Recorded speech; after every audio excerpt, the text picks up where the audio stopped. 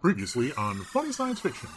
I want to know how she finds the jet because my car is visible and I still have trouble finding it in parking lots. I take a picture of it with my iPhone. Hi, this is Joshua Schubart from The Tick, and welcome to the Funny Science Fiction Podcast. The podcast where our jokes make Marvin the Paranoid Android seem giddy and upbeat. Our guest today might be best known for his work on the Amazon Prime show, The Tick. Now, if you haven't seen The Tick, although I don't want you to stop watching us, go watch The Tick. And then go watch it. But today we're going to play questions and answers with Joshua Schubart, who plays Frank, a member of Ramsay IV's henchmen in the Pyramid Gang. Thank you for joining us. I'm so happy to be here. This seems like so much fun. Yeah, we're excited to have you and share some laughs with you and a little bit of our silliness. We like fooling people into thinking that we're fun. Yeah, it's one of our better qualities. You have a great background, so I don't know how you can't be fun. Right? It's all swirly and nice, so it goes with the cat ears so very well. Perfect. There you go. Those also headphones too? They are my headphones. Oh, I've seen those before. They're so cool. They are fantastic. And it was so funny. The first interview I did with these, and then Tim's like, wait, you have headphones on? I'm like, yes. He's, wait, your hair is big enough? You can hide headphones in it? My hair is big enough. I can hide all sorts of secrets in it. You could hide like a whole hamburger in there. I could. Yeah. I had Cheetos in there before, but that was a really. She has enough hair. Trust me, it could happen. Yeah. We do. Where Kathleen just in the middle of something just pulls a full hamburger out from under it. Here, honey, eat this. Watch Monday night. It might happen. All right. So on The Tick, when we're first introduced to you in The Tick, I at least where I noticed you anyway. Let's put it that way. Where I remember first being introduced to you on The Tick.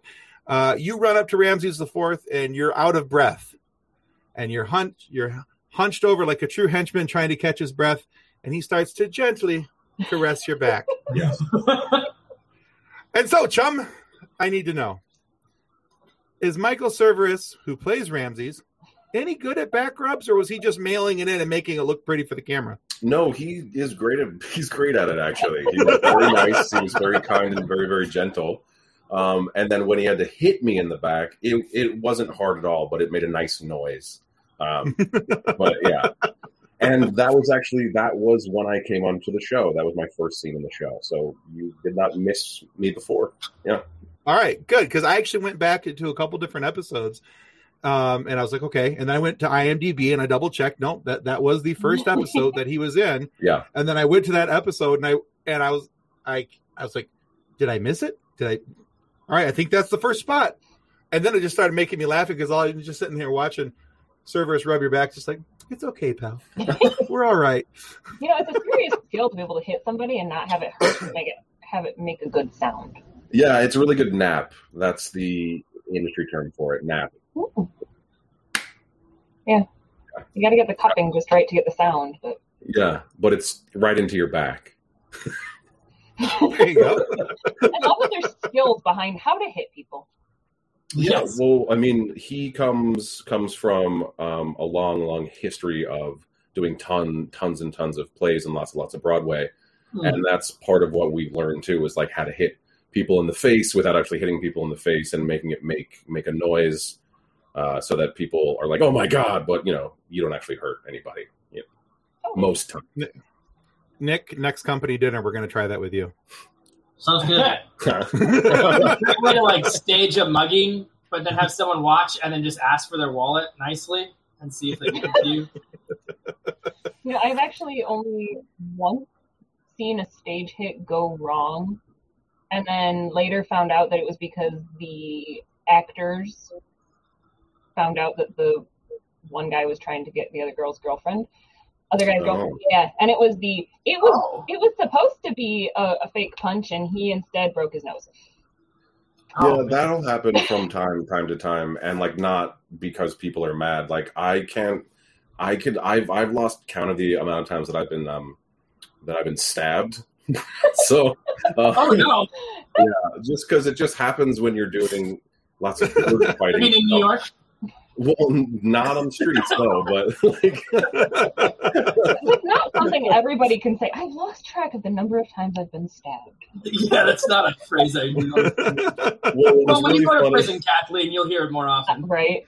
I'm sure what was really funny is that there was this crazy scene in season 1 where all of us were shooting machine guns in this open field, and I wasn't holding it properly, so the spent casings kept hitting Michael in the head over and over and over again.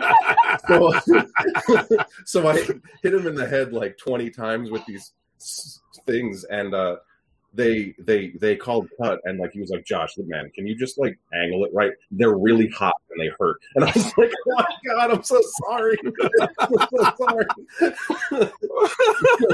Well, and he's bald in the show too, so I mean, it's not like it's hitting hair. No, it's just hitting the skin, just burning that skin. Oh, that's funny. Yeah. Ooh, that is the way to make friends with your coworkers. Burn their skin. Oh goodness. So looking at your website, it's mentioned that you hope to work with Marvel. And I want to. With the Fox-Disney merger, there are a lot more characters available in the MCU now.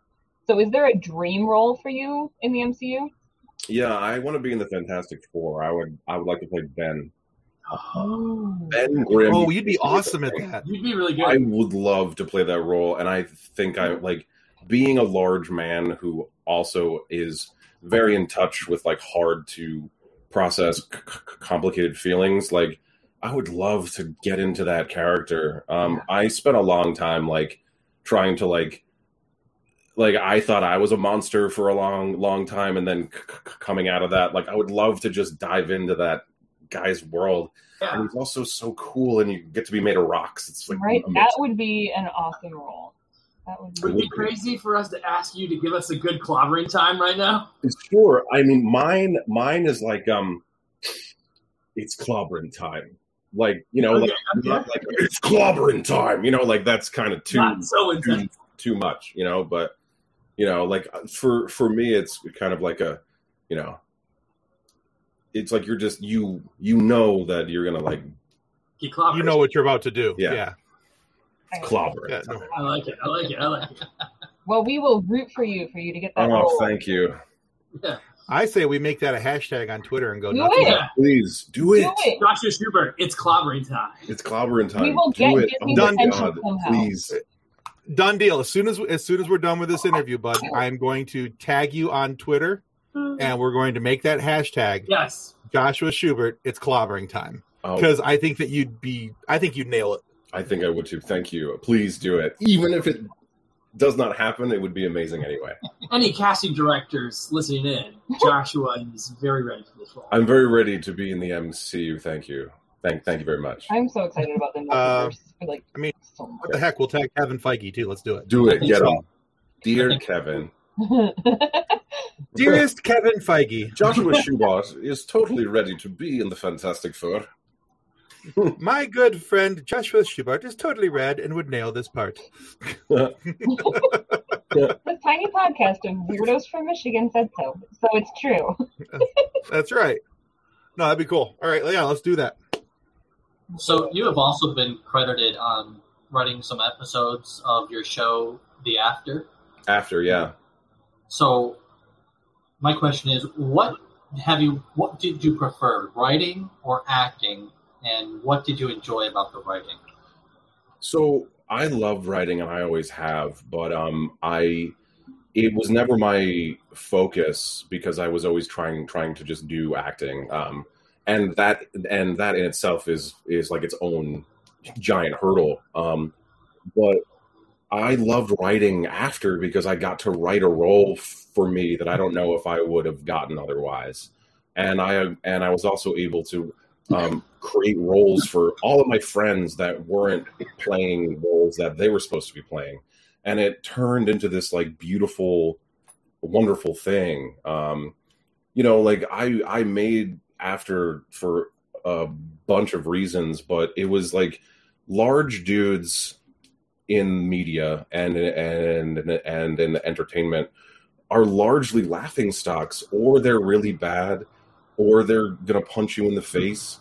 we're not allowed to be complete humans. I mean, the closest that I got was playing Frank and the Tick, especially in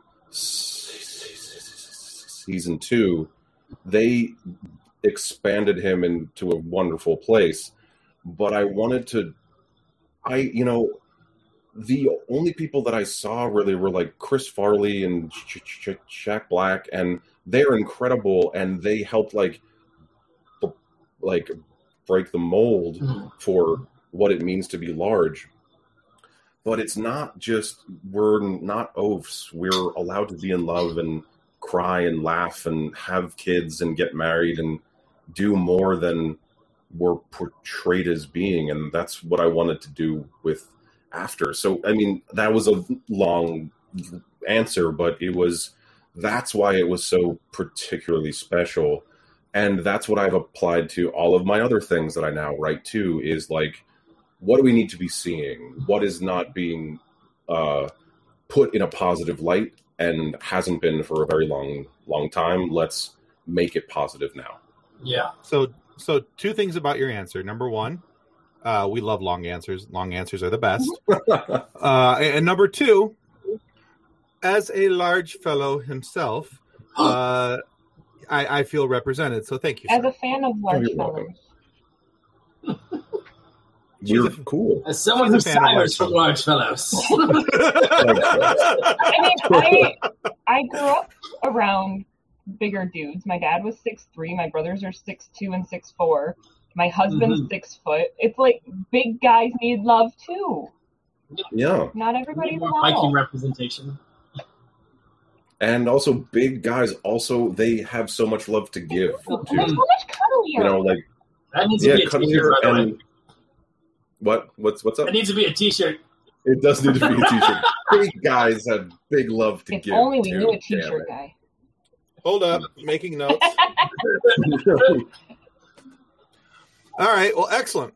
So actually, Nick's question is a perfect lead into my next question for you. So now I've looked at some of your acting roles, and we talked about this a little bit on Focused on Forward as well, that you've been a very busy actor over the years. You've had serious roles like your current show, After. You've also had some not so serious, even superhero related roles like Frank in The Tick. Now, for some of the actors that I've talked to in the past, whether it's voice actors, whether it's physical actors, they have certain preparation styles that they use for one style of acting versus another style of acting.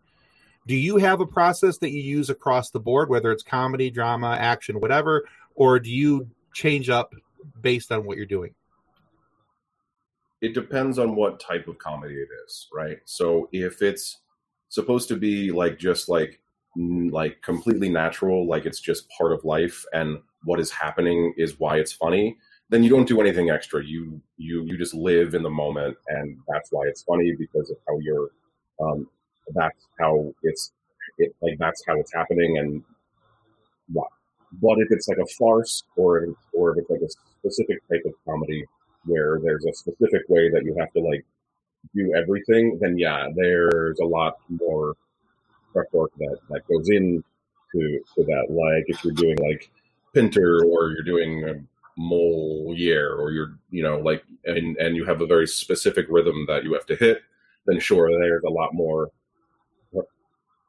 preparation that you have to do.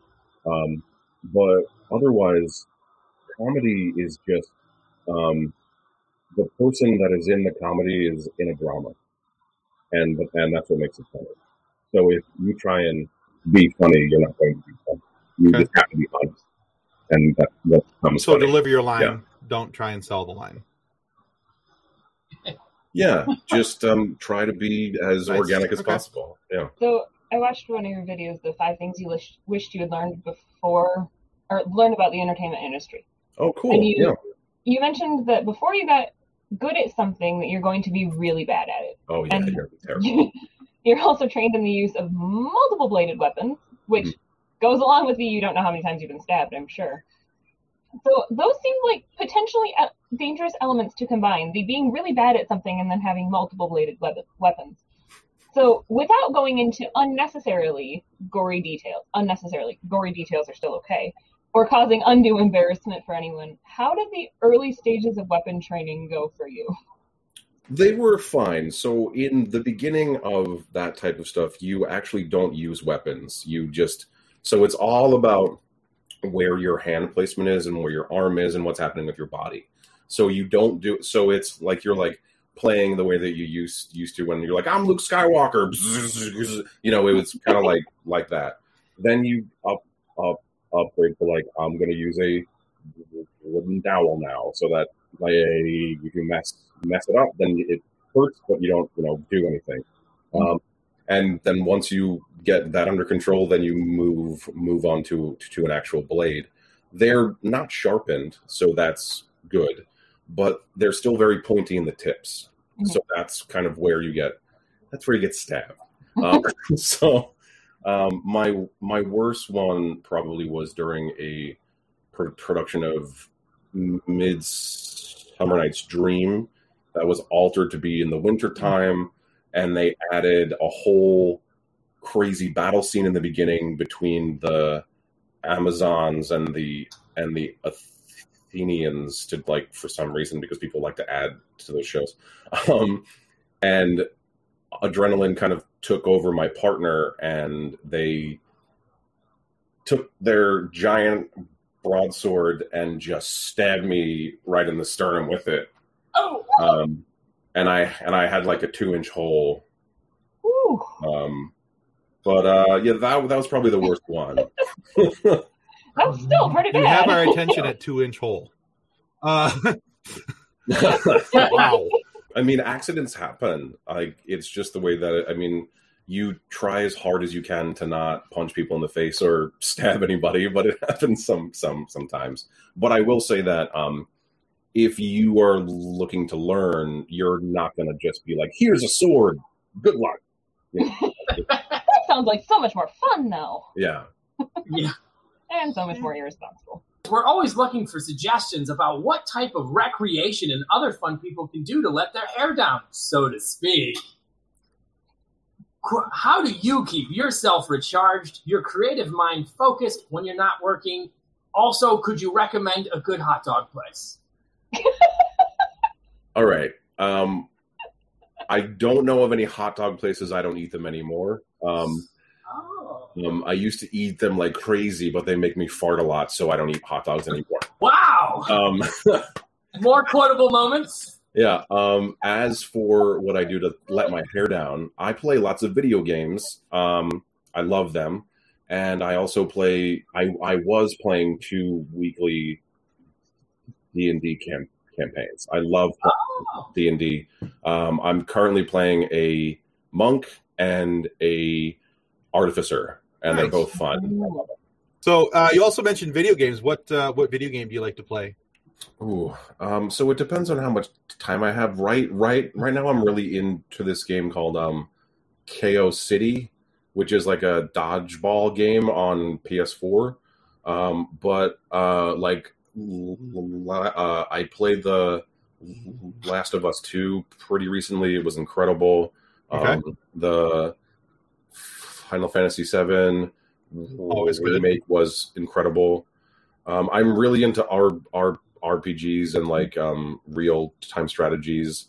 I can't play Civilization anymore because I lose my entire life. So I just like begin to play, and then I go into like a time warp, and I wake up 11 hours later, and I'm starving and I'm sweaty, and I don't know what's going on. So I can't play those games anymore. But that's why I stopped playing The Sims and Age of Empires. Yeah, same problem. I am massively addicted to The Sims. Like, there's a new Sim expansion coming out next week, and I want it. So is my wife. She loves The Sims. Oh my gosh. It's so funny. My husband's like, why are you playing more life? I'm like, because when I get mad at this toddler in my computer, I can stop. So I don't play The Sims anymore because I played the first one. And I don't know if you know this about the first one, but it is the most brutal video game to ever be made. Yes. I made a nice family and I had a wife, but I didn't like, but she didn't have good like using the kitchen skills. So she burned our house down and died. Oh. So my character got really depressed, right? Really, really depressed. And there's this thing called the sadness clown in the first version of The Sims that shows up when you are sad. I didn't know how to get rid of the sadness clown, so my character starved to death because he wouldn't eat or sleep. I found out later you have to just buy a mirror and then put it on the wall, and then they look at themselves and they get happy again. Guess who didn't do that? Guess who never played The Sims again? Oh, man. I am so glad that they didn't bring the sadness clown back for the fourth version, because I hate clowns. Clowns are terrible. Literally, it would just follow you around, and whenever you tried to like go to the bathroom, eat food, or try to sleep, it would just be like, no, you can't do that. You gotta talk to me and the sadness clown. It was the worst. Simulating depression realistically since 2001. Nice. All right, so now we talked about, again, something that we talked about on Focused on Forward, which is one of our sister podcasts here on Funny Science Fiction. We talked about your early life growing up and the fact that you didn't always have it very easy. And we talked about how you got encouraged to reach out for the arts. Now, if you're interested in listening to that, you can always go to Focused on Forward, and you'll be able to find that podcast and that interview with Joshua Schubart, and we delve into that topic a lot more. But what would you say were your early influences for acting, and what's your drive for filmmaking now? Well, so acting for me came from a lot of nerd stuff, a lot of nerd culture, and actually a lot of cartoons in the beginning. That was kind of my exposure to like what could it be, or what I would like. Like I loved watching the anything science fiction. I'm a huge Next Generation nerd. Like, do not at me. It is the best one. Get them in the comments, guys. Yeah, you can. You just rip me up, but I don't care because it's the best one. I'm right there love with you. Deep Space Nine. That's fine. People are like, that's the best one. It's boring. Okay, they It's are the best one to fall asleep to. they are on a space platform. They're not doing anything, and it's all that guy. I forget his name. He's like females, and he drinks tea. What was his name? He was the Romulan guy. Never mind. You're asking the wrong guy for that one, I'll tell you that much. Yeah. But yeah, so anyway. So I mean, like, the influences on me came when I found acting, really, and I got to really watch actors. Like, I love Patrick Stewart, I love Ian McKellen, I love Willem Dafoe. I love him as an actor. Like, one of the coolest quotes that he has is that sometimes acting is just putting in teeth. Like, just putting in a pair of really weird teeth. You know, like, you can do all this work and do everything, and then all of a sudden, like, one thing comes, like one article of clothing or a thing that they put on your face, and it informs your entire character. And I thought that was a really honest thing to say and a really cool way in, because acting is this whole, yes, it's big and grand, and it's very sparkly and very ethereal, and no one really knows how it works. But there are times where it's just like, I put on these shoes and it all made sense.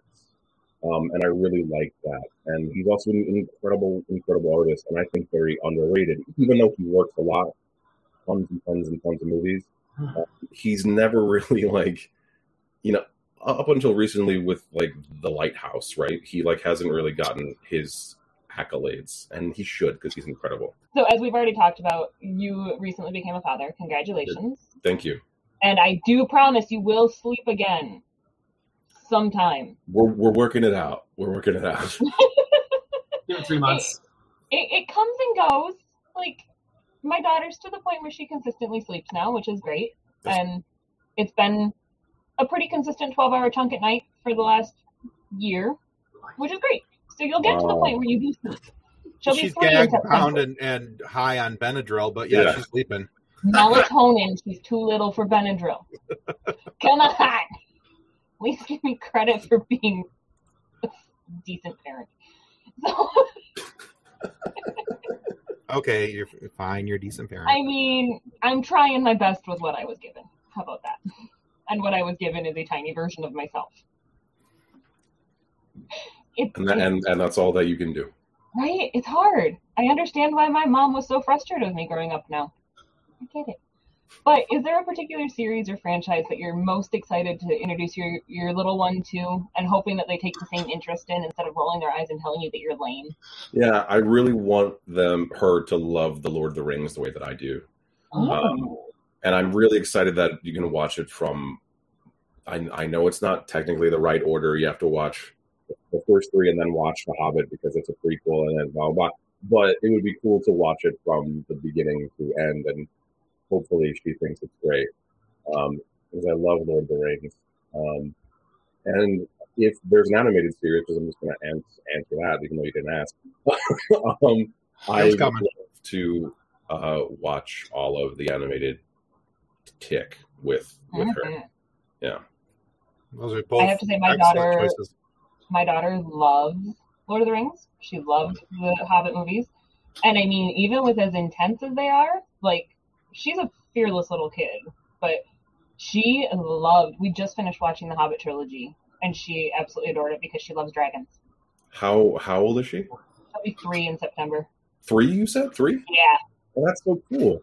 Yeah, she is big. We are, like, in the midst of the dinosaurs, dragons, superheroes. Like, that is everything she wants right now, which is fantastic. That's so awesome. She watched all of Loki with us and WandaVision. Loki was so good. Such a good show. My son is going to have to read the Hobbit book before he's allowed to watch the movie. Oh, yeah, for sure. Because, was it You don't want him thinking that that's how it ends? Like, that's not how this works. That wasn't the story at all. Yeah, and it's true. funny, is my husband actually read The Hobbit to her, end of 3rd trimester was when he started it. Oh. So he was reading To My Belly, which was adorable, and then he finished it when she was about 6 months old. It's time for a redo. Cool. Her comprehension's probably gotten better at this point. Also, The Hobbit is a much less boring book to read than the original trilogy. I love them, but it was like, yes, it's nice to read about grass for an entire chapter. Thank you. Okay, yeah. I love that you have over-detailed everything. Yeah, and that's actually, I mean, that's one of the things that's so fantastic about the whole trilogy of Lord of the Rings is that you have all of that detail to build on. Right. As one of the things we talked about with Jed Brophy, who was the actor he was Nori in The Hobbit, and we talked with him about that, about the fact that when Tolkien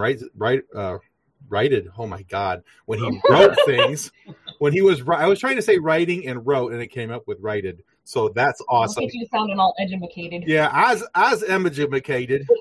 So anyway, when Tolkien would write things, he didn't just tell you that the sky was blue. He had to tell you what shade of blue it was, how many clouds there were in the sky, how many, what the shape of those clouds were, everything else. He couldn't just tell you that, it was a beautiful day outside. He had, a chapter of description about what he thought was going on before actually tell you what was going on.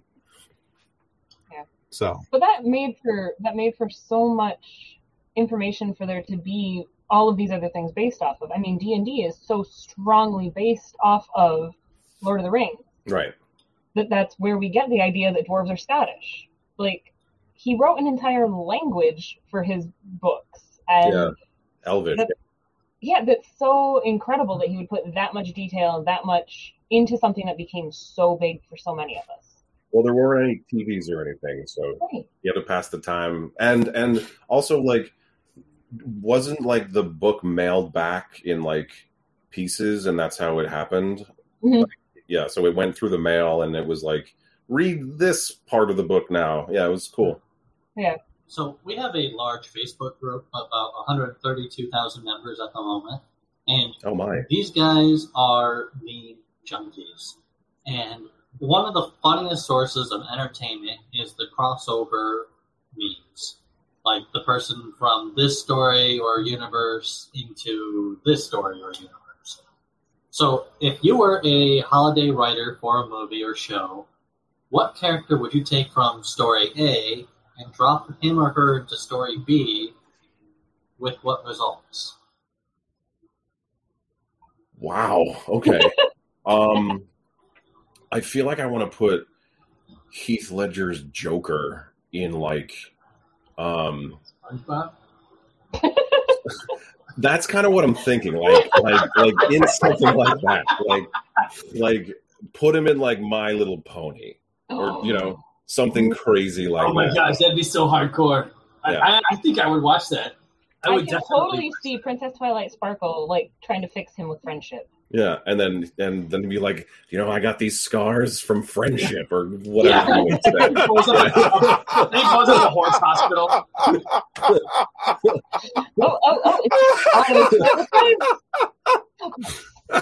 I got these scars from friendship. Okay. It makes more sense than it should. I know, right? I think it's too real. The scars are on the inside now. Oh, that's awesome. They hurted me, Bobby. They hurt. Oh, why so friendly? Yeah. Oh, well, Josh, we've had a lot of fun with you so far, but we're not quite done with you yet. Oh no. We have reached the point of our show where we like to play a quiz with our guests. Oh boy. Okay. Point where our guests want to run. So, but there's a possibility of winning some loot. Okay. So that's good too. So our quiz today is called Name That Movie's Year. Okay? Okay. So it's not as hard as it seems. What we're going to do is we're going to give you there's a total of 5 questions. For each question, we're going to name off 3 movies, and then we're going to give you multiple choice of you pick what year it came out. Those movies came out.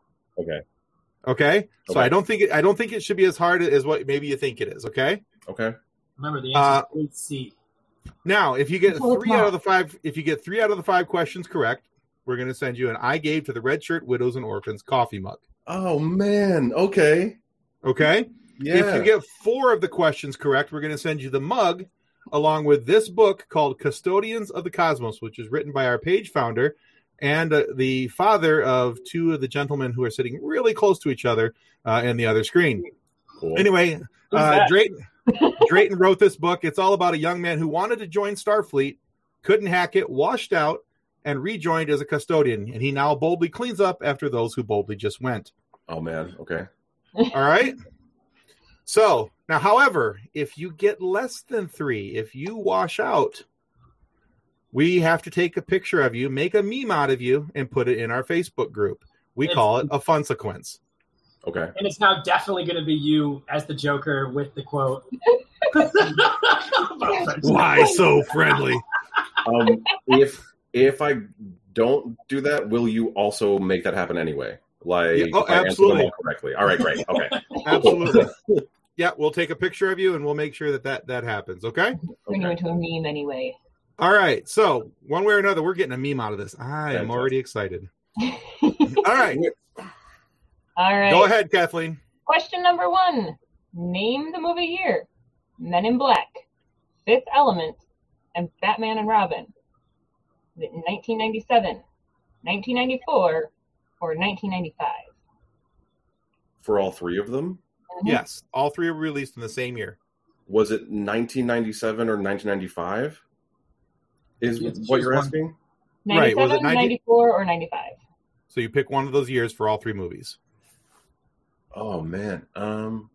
94. Nope. 97. 97, yes. All right. 1 is wrong. The second question, Josh. Flash Gordon, Empire Strikes Back, or Superman 2? A, was it 1980? B, 1982? C, 1984? I know you can do this. 82? Oh, you're so close. It's 1980. I'm going to lose. Okay. She already agreed to be. Yeah. Anyway. All right. You want to watch Flash Gordon? Weird Science, A View to Kill, which was a James Bond movie, and Teen Wolf. Did they come out in 1984, 1987, or 1985?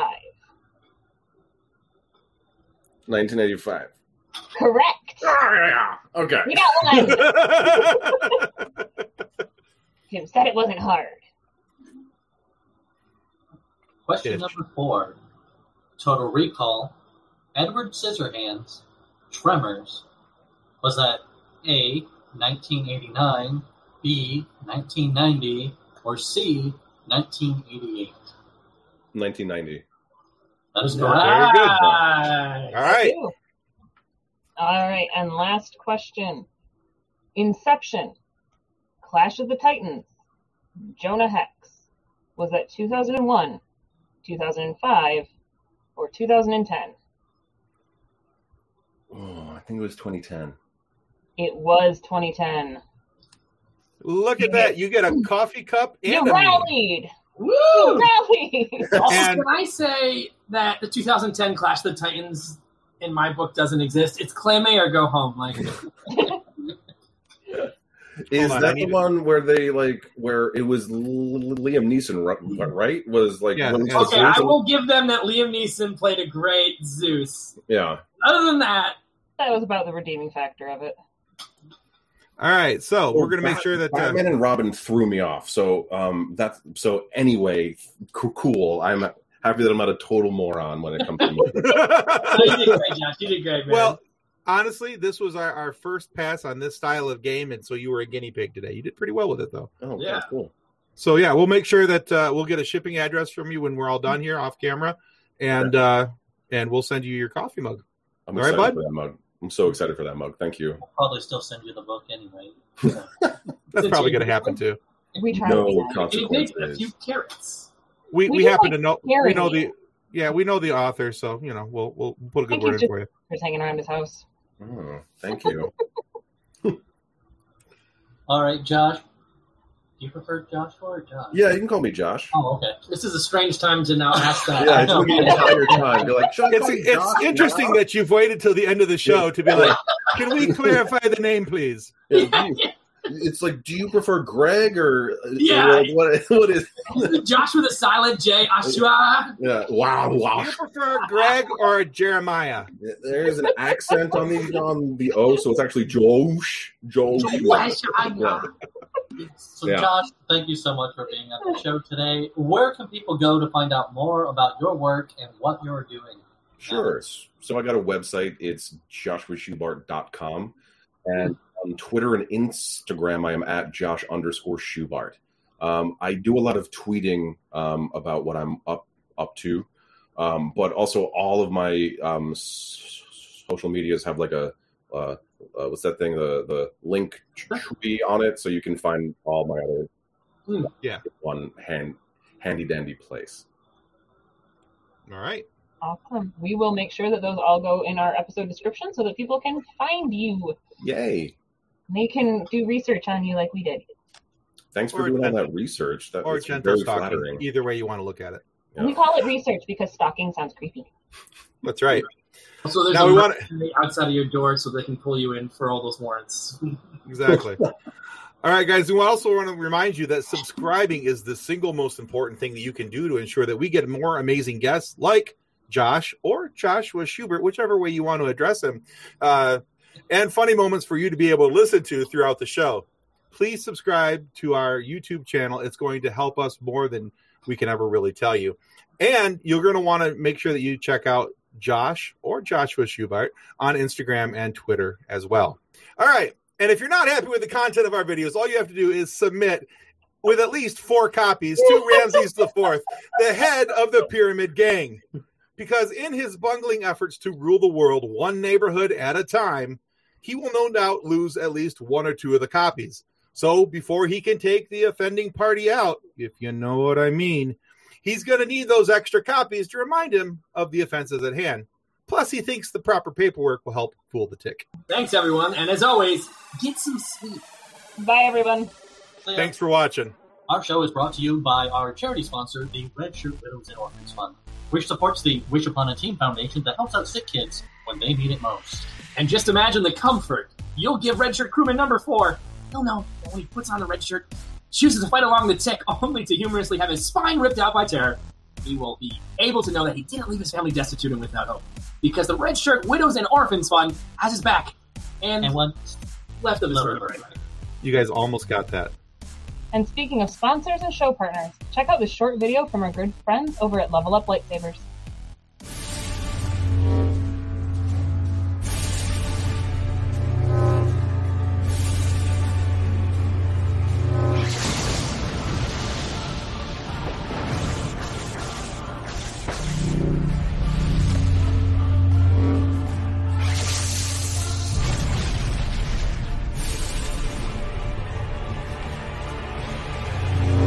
Information about Level Up Lightsabers and their online training sessions can be found in the episode description below. On behalf of the rest of the hosts of Funny Science Fiction, we'd like to thank you for listening to this episode. If you'd like to be a guest on one of our future episodes, please contact us by means of our Facebook group, Funny Science Fiction. You can find us on Twitter or Instagram using the handle @FunnySci-Fi, or you can go to DraytonAllen.com and click the Contact Me link at the bottom of the page. Thanks again. Hope you enjoyed the episode. Copyright 2020 by Drayton Allen. Original music by Jordan Michaels. Reference to any specific product or entity mentioned in this podcast does not constitute an endorsement or recommendation of or by Funny Science Fiction or its sponsors. The views expressed by guests are their own, and their appearance on the program does not imply an endorsement of them or any entity they represent. If you have questions about this disclaimer, please contact us via email at DraytonAllen@DraytonAllen.com.